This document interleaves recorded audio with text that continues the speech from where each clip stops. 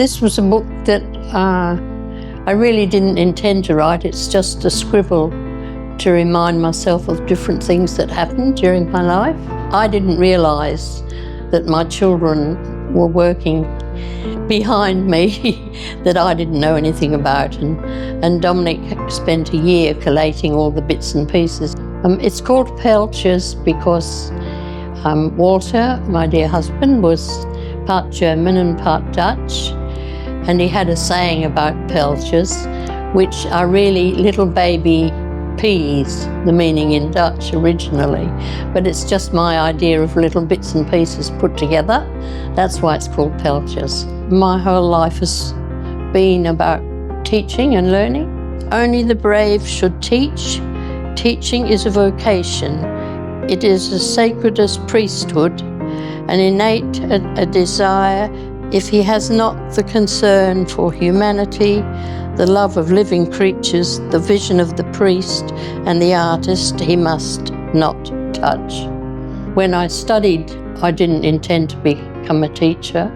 From a tiny little girl, I wanted to be an interpreter for United Nations. I passed the exam, but I was too young. I went to study in Europe. I did my actual university degrees in Belgium. In French, I worked for United Nations High Commission for Refugees.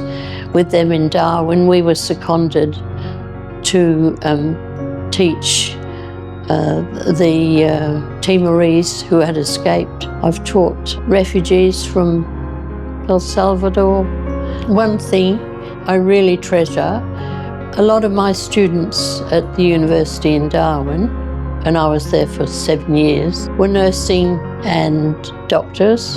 And I had one particular couple from Bangladesh, both brilliant doctors, were a lovely couple, but he found it difficult, very difficult with English, and we struggled and struggled to get his higher mark because he was a surgeon in Bangladesh and couldn't practice here until he'd done that level.